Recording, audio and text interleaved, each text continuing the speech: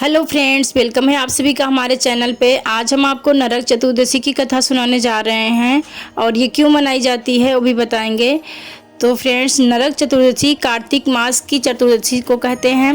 इसे छोटी दीपावली, रूप चौदस, नरक चौदस और काली चौदस के नाम से भी जाना जाता है। कार्तिक मास की कृष्ण चतुर्दशी के दिन ही भगवान कृष्ण ने नरकासुर नामक राक्षस का वध किया था, इसीलिए इस दिन को नरक चतुर्दशी कहा जाता है।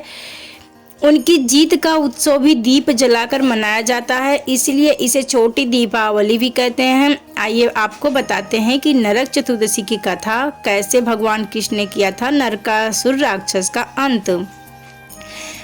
पौराणिक कथा के अनुसार भगवान कृष्ण अपनी पत्नियों के साथ द्वारिका में रहते थे। एक दिन देवराज इंद्र अपने भगवान कृष्ण के पास आए और कहा कि हे कृष्ण, दैत्यराज भौमासुर के अत्याचार की वजह से देवतागण त्राही त्राही कर रहे हैं।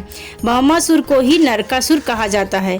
क्रूर भौमासुर ने वरुण को का छत्र, अदिति के कुंडल और देवताओं से मणि छीन ली है और वह तीनों लोकों का राजा बन गया है। भौमासुर ने पृथ्वी के कई राजाओं और अजमन की कन्याओं का भी हरण कर लिया है और उनको बंदीगृह में डाल दिया है। कृपया करके इन तीनों लोगों को उस क्रूर राक्षस से बचाइए।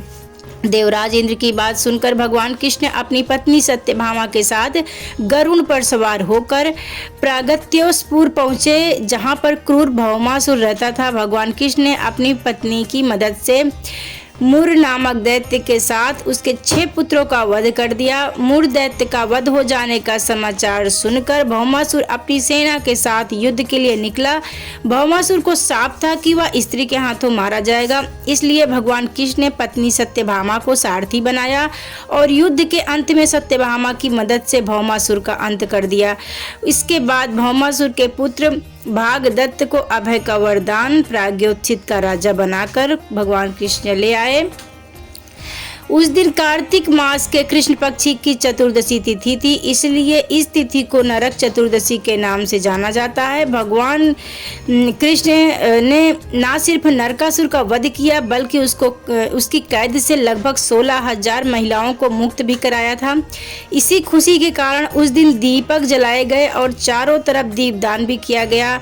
नरकासुर की मृत्यु के बाद भगवान श्री कृष्ण के शरीर पर पड़े रक्त के छींट को साफ करने के लिए उन्होंने स्वयं तेल से स्नान किया था। यही वजह है कि तब से इसे हम हमेशा से शरीर पर तेल लगाकर स्नान करते हैं और उबटन भी लगाते हैं। तो फ्रेंड्स, ये थी नरक चतुर्दशी की एक छोटी सी कथा। आपको पसंद आई हो तो लाइक शेयर सब्सक्राइब जरूर करना। Thanks for watching friends, bye bye.